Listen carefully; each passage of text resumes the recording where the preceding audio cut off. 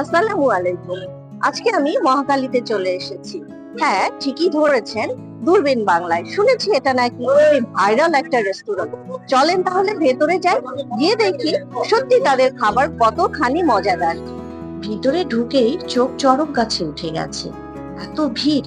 এদের মধ্যে অনেকেই খাবারের জন্য সিরিয়ালে আছেন।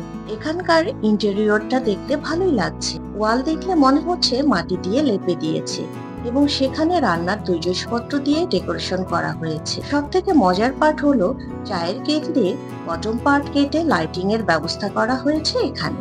কথা বলতে বলতে অনেক বেলাই তো গড়িয়ে গেল। চলেন এবার পেট পুজো করি। আজকে নিয়েছি সাদা ভাত, মাটন প্লেট রোস্ট, টক ঝাল, রুই মাছ, রসুনের বুকে মুরগির ঝাল এবং সবশেষে শুটকি ভর্তা।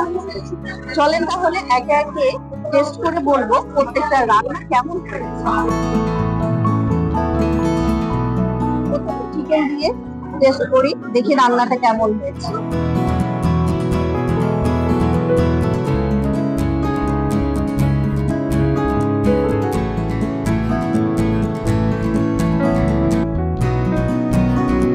মুখে দিতেই মনে হলো যে চিকেনটা বেশ ভালোভাবে টেন্ডার হয়েছে এবং এর ভিতরে ঝাল, মশলা, লবণ একদম ব্যালেন্স, কোনো কিছু কমতি নেই। খেতে খুবই সুস্বাদু। এখন নিয়ে নিচ্ছি টক ঝাল রুই মাছ।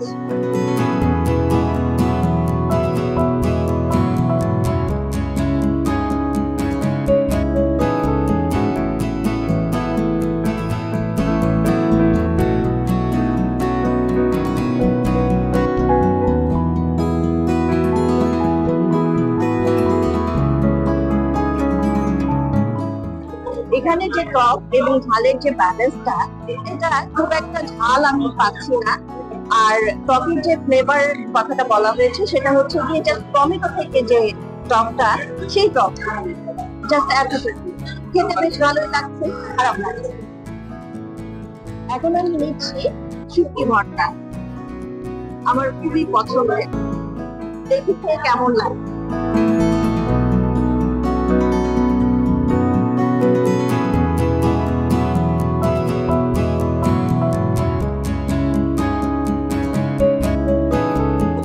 শুটকি ভর্তাতে ঝালের পরিমাণ খুব বেশি আছে, খুব বেশি ঝাল না, তবে যারা ঝাল খেতে পছন্দ করেন তাদের ভালোই লাগে।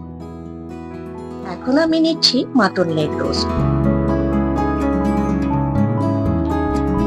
মাংসটা খুব একটা সিদ্ধ হয়নি, একটা রাবারি ভাব আছে, তবে এর ভিতরে মশলা কিন্তু খুব ভালোভাবে প্রবেশ করেছে এবং ঝোলটাও কিন্তু খেতে বেশ টেস্টি।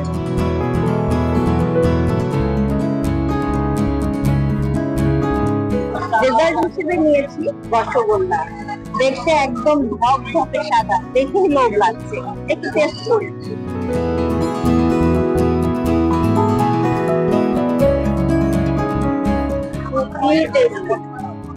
আমার কাছে ভীষণ ভালো লাগছে, বলার কিছু নেই।